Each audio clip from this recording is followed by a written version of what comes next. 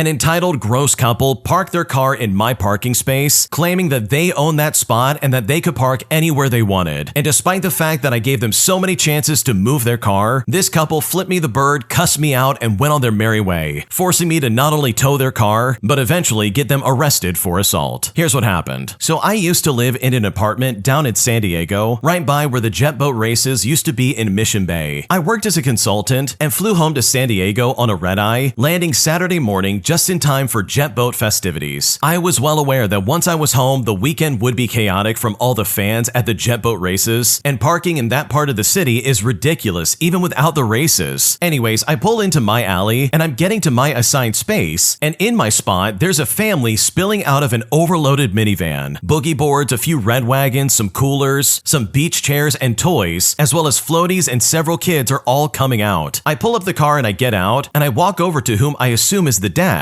and I kindly inform him that he was parking in my space and he needed to find another spot. Well, he immediately at the top of his lungs started shouting in my face, "I was here first. This is my parking space, not yours." Well, eventually Mrs. Bowling Ball comes over and huffs that they've been looking for almost an hour for parking, and I just can't come in and demand the space from them. Now, I told them that it's assigned parking, but they didn't believe me. Now, this is understandable because the poor overloaded van was parked over a bright red notice painted on the actual pavement that this space is only for Unit 19. I told the lovely couple that they were mistaken and that could they please just move so I can go upstairs and shower and go to bed. I informed them again and again that they are not from here and that they were making a huge mistake. For reference, the van had Arizona plates, and this will come into play later on. Well, folks, it didn't end well. The bowling ball army picked up their beach invasion equipment and headed for the beach with me telling them that they were going to get towed. The last memory of that day was Major Dad flipping me the bird over his shoulder as he and the bowling ball wife and all of his stupid kids disappeared down the alley. And obviously, as you can guess, they were towed. And my girlfriend at the time was up and awake on the deck, which is 2 stories basically above said parking space, so we can see my car now parked in its space, all happy and where it's supposed to be, just like me. Now, we have to take a side tangent here about my car at the time. I had 2 cars at the time, and the one parked in space Exhibit A was an old Saturn that I bought for around $1,000 maybe. I bought it specifically to take to the airport almost every week for work, and another purpose was to use as a block off for my garage. See, the parking space in Exhibit A was right outside of the garage where my nicer, shinier car that I actually really cared about was parked inside, safe from the tourists. If I don't park something in that space in the alley, someone like Major Dad would block me in. Anyways, that placeholder of a car was an absolute piece of garbage. I didn't even change the oil. I spent $0 on that car because it was parked at Lindenberg Airport all week, and the seagulls just pooped all over it while I was slightly doused in jet exhaust all week. Now, back to the story. We knew the bowling family would be back soon, and knowing this, as this wasn't my first tangle with Arizona tourists, I wanted to make sure that my car wouldn't get messed with out of anger and possibly be vandalized. Well, they came waddling back at around 7 o'clock p.m., and the dad was drunk and heavily sunburned. Mrs. Bowling Ball also had an angry pink hue about her, although she was less drunk than the dad. The kids weren't there, which is a good thing, as you'll read soon, because maybe drunk dad was gonna DUI his way back to the beach to get the kids, or maybe they weren't in tow because he knew he was gonna get a DUI. Honestly, I don't know, and I don't think we ever will know. Anyways, dad realizes the van is no longer there, and it's off somewhere taking a much-deserved break from hauling sweaty, heavy butts through the Mojave Desert. My girlfriend, who we will call Michelle, is filming him on her phone as I yell down and say, "I told you I'd tow you." The major looks up at us and flips us the bird, and then proceeds to kick the door of the poor Saturn. And he does this over and over again. Now, this part goes really quickly since it is the Pacific Beach area, and there are a ton of police in the area, and it wasn't long before police arrive and book him and his wife on assault, as they said many threats, and he got charged with criminal damage and criminal trespass. Now, the best part was that my girlfriend at the time was going to college for law, and she helped me make it so that jerk had to drive all the way to San Diego from Phoenix probably 10 times for court. The Saturn ended up getting a new paint job from the court win and was suddenly too nice to leave at the airport. So I changed the oil and I sold it for $2,000, and I got another space holder car for the airport. And I've honestly never felt better about getting back at somebody in my life. Oh man, I cannot understand why people would be this difficult. If you're going to a private parking lot and someone's like, hey, that's my spot, you need to move, chances are they're probably not lying, and this is something that you probably should really take seriously. Like, I would be grateful if someone told me, hey, you're gonna get towed if you stay here. Like, imagine being so far out of town that you come back from the beach and then suddenly your car is gone. But it really sounds like these people were not winners in the first place, because the way they acted in the first place, in my opinion, was absolutely unacceptable. If you like Am I the Jerk, you're probably going to love Am I the Genius. Check it out, link down below in the description. Also, go to amithejerk.com/submit if you would like to submit your own stories. Am I the jerk for marking my ex-roommate's mail as return to sender, even though I said that I would hang on to it? Because honestly, this ex-roommate was a nightmare to deal with, and at this point, I don't know if I'm in the wrong or if I need to apologize. Here's what happened. Okay, so I own a house, and at the beginning of 2024, I started renting my basement room out to my ex-roommate. He was an awful roommate and was terrible about paying the rent and was constantly borrowing money from me that he would never pay back. But I finally got him out a month and a half ago. Now, I don't even want to bother calculating the total dollar figure because first of all, it's my own fault for being a doormat for so long, but also secondly, there's no getting blood from a stone. But suffice to say, some quick back of the napkin math, it's probably somewhere in the $10,000 range. Now, we are up in Canada, where until a few days ago, the Postal Service was on strike, and my ex-roommate has reached out to me 4 times since he left. The first time was to ask to hang on to his mail, and the next 3 were to ask for money. Now, I gave him a thumbs up emoji on the hold the mail message, but have otherwise been ghosting him entirely. But that was before the sheer audacity to ask me for more money after I kicked him out. I don't really want to have any avenue to claim residence here, and have already found a new wonderful roommate, and I've changed all the locks. I'm also not in breach of any tenant protection laws for getting him out. So far, the first piece of mail was medical in nature, but I really need to know, am I the jerk for marking my ex-roommate's mail as returned to sender since he literally no longer lives here? What should I do? Okay, first off, your ex-roommate is a massive jerk for doing this because they clearly overstayed their welcome and they treated you like garbage. And I just love the fact that even though they're moved out, they're still trying to like demand stuff out of you in a way that is so inappropriate. So no, I don't think you're the jerk at all for sending that mail back and being like, listen, they don't live here. Because like you said, you don't want them to have any kind of residence here, and the last thing you need is them claiming that they still live there even though they don't. So good for you for putting your foot down, because this roommate sounds like an absolute nightmare. Am I the jerk for distributing my brother's Christmas gifts for him? Because my parents convinced me that my brother is pissed off at me, and at this point, I seriously don't know what to do. Here's what happened. So we're spending Christmas with my extended family. Since we can't all fit in the house, my parents rented a house for some of the guests, including my brother and myself. At some point, I went back to the rental to change and fetch my gifts, and I asked my brother if he wanted me to retrieve his as well, and he agreed. I stored both mine and his presents in the same bag, and then I came back to the main house with them. When it was time to put the presents under the tree, I found it easier to access my own gifts in the bag by putting down my brother's gifts as well. And for a bit of context, we don't hand out the gifts, but we make piles by person to open on the 25th. Well, he was upset by this, so I realized I'd messed up and I apologized. I felt really bad that I hurt his feelings, so once I was done with distributing my other gifts, I went after him. I first found my parents in a room and asked them if they had seen my brother. They said he was very upset, that I had no idea what I'd done, that the only reason he'd come to spend Christmas with us was so that he could give his presents. I said I was looking for him to apologize, and then asked again where he was. They said that he had left, and that I'd better run after him and fix my mess. Now, I imagine him crying or angry outside, and though it felt too dramatic regarding his character, I still rushed to put on my shoes to go after him. However, my mom almost immediately pointed out that he was just sitting a few meters away, quietly roaming on his phone. I went to apologize again, and I thought he was still annoyed, but he said that it was fine. Now, I believe him because he knows I can be an idiot sometimes, and that I didn't mean to hurt his feelings. However, I'm still shaken up by my parents' scolding. It felt like being spat on by snakes. I'm still crying about it, even though I took my anti-anxiety medicine. They've often spoken to me like this, but this time I know I messed up. I love my little brother, and since we were not close during childhood, I'm trying to build up a proper relationship with him. I'm not sure why I didn't wait up for him to put down the gifts, and I honestly feel so stupid. So truly, did I mess up in this situation? Because right now I don't know what to do. You didn't mess up? What's going on here? First of all, you're not the jerk, and secondly, I think your parents are idiots. This is the classic case of making a mountain out of a molehill. Literally, you didn't do anything wrong. You put gifts under the tree, and then you went back to find your brother, and they're like, oh, he is so mad. You completely ruined Christmas for him. He only showed up so he could give out his presents. You better chase after him to fix your mess. And it's like, wait a second, you didn't do anything wrong. Obviously, they're trying to play on the fact that you have anxiety, and they're clearly trying to make you feel bad for something so dumb. Because look at your brother right right now. He literally does not even care that you put the presents down, and he's like, oh, it's totally fine, don't even worry about it. Because this literally is not that big of a deal. So no, you're not the jerk, and honestly, I think your parents are super toxic, because they started drama quite literally over nothing. My toxic boss tries to take credit for my newsletter, despite the fact that he condemned it literally in front of everybody else. But now that a customer was interested in what we were doing, he wanted to take full credit for it by demanding that I take my name off of it and place his name on it instead. So I decided to get some petty revenge by not only putting his name on the document, but also forcing so many grammar errors that what he handed to the customer quite literally had looked like as if a 6-year-old had wrote it. Here's what happened. So I used to work for a truly terrible boss. We weren't meeting the made-up metrics, and just having a 5-minute meeting with the team would have gotten a game plan in action, but he simply wouldn't allow any meetings with the team. So I put together a little newsletter type of thing, which addressed some of the issues we were having, along with some word and puzzle games as well. And I really thought that this was cool, but apparently no, this was a big deal. I was called on the carpet in front of my peers for doing something that made everyone else look bad for not providing that for their teams. He said to me, "You have no authority to do this, and you will be written up if it happens again." So imagine my shock when a customer was coming in for an on-site meeting, and he asked me to give him a copy of my little newsletter to show how we offered ongoing training to address issues. But that's when my boss said, "Oh, I need you to take your name off of it and put mine on instead." So I did as I was told. I took my name off of it and I put his on. Plus, I did a little editing to misspell a few words, including his own name, and I added in a lot of poorly worded sentences. It looked like a 6-year-old had wrote this newsletter, and it was a bummer that he didn't take the time to look at it before handing it out in the meeting, because this was a bad look for him, which of course he couldn't place the blame anywhere else since his name was the only one on it. Now I of course apologized, because I told him, well, I guess I edited the rough draft instead of the final document, and since it was only a name change, I didn't read the whole thing. Sorry about that. And yes, this is absolutely petty revenge for sure, but it really felt nice to stick it to my boss, one misspelled word at a time. Man, I can't stand it when managers try to take credit for your work. You're the one that put the effort in to make this newsletter, so when he comes around and he's like, "Oh wow, this newsletter sucks, you'll be written up if you do that again," only to then turn around and be like, "Hey, put my name on that, a customer wants to look at it." Like, that is so toxic, it's not even funny. It's proof right there that this guy absolutely should not be the boss. So good for you for getting this petty revenge, because if I was in your shoes, I honestly would have tried the exact same thing. Would I be the jerk for expressing disappointment in the gifts I received for Christmas from my family? Because nothing I got was from the list that they forced me to make, and right now I feel incredibly hurt. Here's what happened. I'm a 20-year-old female, and I just spent my first Christmas back in my home country after being in the United States the last year. Around 2 months ago, my family told me to make an Amazon wish list. Initially, I only added one thing, a Blu-ray of a movie that I really wanted. On my family's insistence, I added 2 more things, namely a shirt of one of my favorite bands and a color by number. I mean, I really enjoy the complicated ones. Come Christmas Day and the presents start flowing. My family is all excited over theirs, stuff they wish for or had on their wish lists, stuff relating to things they already had, or even things that they were meaning to buy. Well, I got a backpack, a glove, scarf, hat set, which got gifted to me twice in the same set, a sweater I can really only wear during Christmas, and it's not even remotely in my style, a Lego cat set, and a box set of a manga that I follow, which included book 8, 9, and 10. Now, at this point, I felt sad, especially after watching my uncle and his wife get so much stuff, even a hard-to-find lamp and an Apple Watch. Everyone got something that related to things they wanted or was stuff that they wished for, but I didn't, even though this hasn't really happened before my time in the USA. Sure, my gifts last year weren't big, and I get it. It's expensive to ship between our countries, but I just would have thought that they would use the wish list. They had insisted that I make it. All I really wanted was that Blu-ray or the shirt. When I seeked guidance with my friends, one said I shouldn't be so sad, and that my family is just saving it for another time. But other friends said that I'm justified to be disappointed. But right now, I'm just confused. While I regret that I said yes, when my family asked if I liked my gifts, I just don't think I'd be brave enough to say that I am disappointed. But at the same time, the rest of the evening, I was feeling down. Maybe they noticed, but honestly, I don't know. I just really feel forgotten, because none of the things really are my interest. Sure, I follow the manga and the box set is pretty, but it's not something that I wish for. And the cat kit is also nice, and sure, I'll spend a day or so building it, but it just feels so useless that I made that wish list just for it to be ignored. What should I do? Okay, honestly, I don't think you're the jerk for being disappointed in the gifts, but in my opinion, the only thing you should say to them giving you a gift in the first place is thank you, and that's it. The second you start complaining about the gifts, in my opinion, would absolutely make you the jerk. And I'm not saying that your parents' actions of not following the list they force you to make is good in any way, but I really really think you should just take what you got and be like, okay, they got me something and that's fine. Because in my opinion, in this situation, especially when you're spending time in another country, it's better just to be grateful that they got you anything instead of picking at the details of being like, well, I didn't get what was on my list. Because that, in my opinion, is not going to serve you well in the slightest. This next story came from the Am I the Jerk subreddit. Check the links in the description if you would like to submit your own story. Am I the jerk for standing up for myself and yelling back at my grandmother when she tried to once again put me down in front of the family? Because right now I do feel a sense of relief, but I'm also not sure if I made a mistake or if I'm in the right. Here's what happened. So I'm 19 years old on the cusp of adulthood, and I've been grappling with a challenging relationship for as long as I can remember. Every time my grandma visits from Atlanta, she brings a wave of verbal mistreatment that seems to drown out any joy. I've held my tongue for years, but the weight of it all became too heavy to bear. It was the night after Christmas, and I was at my big brother's house. I was enjoying some relaxing time with him, his fiance, and their 3 energetic kids. The atmosphere was warm and festive until my grandma walked in. The moment she entered, she zeroed in on me, and her expression immediately turned to one of disdain. "What are you wearing? You have other pants, don't you?" And she was sneering at me, her tone dripping with disapproval. I then felt a surge of annoyance swell within me. I wasn't going anywhere. I was just trying to be comfortable. I say to her, "Why? I'm not going anywhere. I'm 19 years old. You can't tell me what to do anymore." And when I replied by saying this, my voice tingled with confusion and defiance. Well, the shocked look on her face was as if I dropped a bombshell. Normally, I would shrink back, obedient and silent, but that night I had reached my breaking point. Grandma insisted that I leave with her, and reluctantly I agreed. But as soon as we stepped outside, I knew I had to stand up for myself. I poured out my feelings, confronting her about her incessant criticism. In response, she resorted to name-calling, even labeling me as a jerk, and made a move to snatch the purse that she had gifted me for Christmas. At that moment, I instinctively pushed her back, unwilling to let her disrespect me any longer. She even dared to accuse my sister-in-law of influencing me against her, which was completely unfounded. I never wanted to raise my voice, but she initiated the fight. To make matters worse, she dragged my boyfriend into the mix, bringing him up in a way that honestly felt like a cheap shot. Despite all of it, once the confrontation was over, I felt a surprising sense of relief and exhilaration for finally standing my ground. So truly, am I the jerk for doing this? Because right now, I'm honestly not sure. Okay, first off, obviously, no, you are not the jerk, because the way your grandma's treating you is super inappropriate. It really does seem like she's targeting you specifically, and she's almost going out of her way to criticize everything that you're doing. Like, here you are just sitting enjoying family time, and she's like, "Wow, what are you wearing? You do have other pants, right?" Almost implying that what you're wearing is just not good enough. And I'm sure this is pretty light in comparison to what she said to you before. So no, you are never the jerk for standing up for yourself. She was clearly trying to bully you, and in my opinion, that is super inappropriate, and you absolutely do not deserve that. Am I overreacting for ending a 16-year friendship, all because my friend called the cops on me when I refused to allow her to drive drunk? Because right now, I feel like I made a mistake, and I seriously don't know what to do. Here's what happened. I'm a 34-year-old male, and I was drinking with a female friend from college, and I got tipsy, and she was also very tipsy. She lives about a 30-minute drive from where we were, and I lived about 10 minutes away. We agreed to drive back to my place and hang out some more, so I drove her car to my place. Things were going good until she said she wanted me to go to her place, but I said we were not driving anywhere else tonight, especially her. A small disagreement turned into an argument that eventually turned into me taking her keys, but offering to pay for her to have an Uber back home. The bottom line is that I refused to let her drive away, as we had even more drinks at my house, and now she was drunk, and I didn't feel comfortable driving to her house and then Ubering back to my house because now I was drunk. She then got really mad at me and called the cops. Now, luckily or sadly enough, they won't respond unless it's life or death, so they never showed up. She then called her mom, and her mom was very thankful for me preventing her from driving and was able to calm her down. As she calmed down, we went back inside and I let her sleep in my bed and I took the couch. I guess I just feel so betrayed by this action because it seemed as if she didn't feel safe or comfortable with me, and we've been together for so long, so much time spent together. It honestly really hurt me to feel like I was a threat or that I was a bad guy, not to mention the social stigma and sad reality of cop interactions with men, especially black men. So, to a degree, I felt like she even put my life at risk, and I think this is the part that I have the most issue with. We talked about it afterwards, and I told her how hurt I was. She then promised to never drink again and kept expressing how sorry she was. I appreciated the sentiments, but it felt like I just can never trust her again. So I told her I was done with our friendship, and she respected my wishes. Now, about 2 months later, I'm wondering if I overreacted. But then I think, well, what if we drink together again and something happens? What if the cops did did come? How does she really feel about me if that's her core response? So did I overreact in this situation? Because honestly, I don't know what to do. No, I don't think you overreacted at all, because honestly, I would have done the exact same thing. She literally was okay putting her life at risk, but was pissed off that you didn't want to do the same. You straight up knew your limits, and you knew that it was not a good idea to be behind the wheel of a car. And I think any reasonable person would be like, oh yeah, this is totally fine. This is the mark of a good friend and someone who really does want to take care of people around them. So the fact that she would call the police over you trying to stop her from like driving drunk, all under this assumption that, oh man, he's keeping my car and he's not letting me leave. It's like, dude, what are you talking about? That is so weird. Because you have it right in my opinion. Like, is this really her core response to you being like, no, you can't do this? Especially when you're trying to protect her life. So truly, I don't blame you for cutting her off, because that doesn't sound like a good friend. Because what she did, in my opinion, is super toxic. When you subscribe, make sure to hit the bell to turn on notifications. To finish listening to all the stories, check out the playlist at the top of the description. And if you want some chill music to put on in the background, check out easymode.com. If you like Am I the Jerk, subscribe to Am I the Genius. Everything will be linked down below in the description.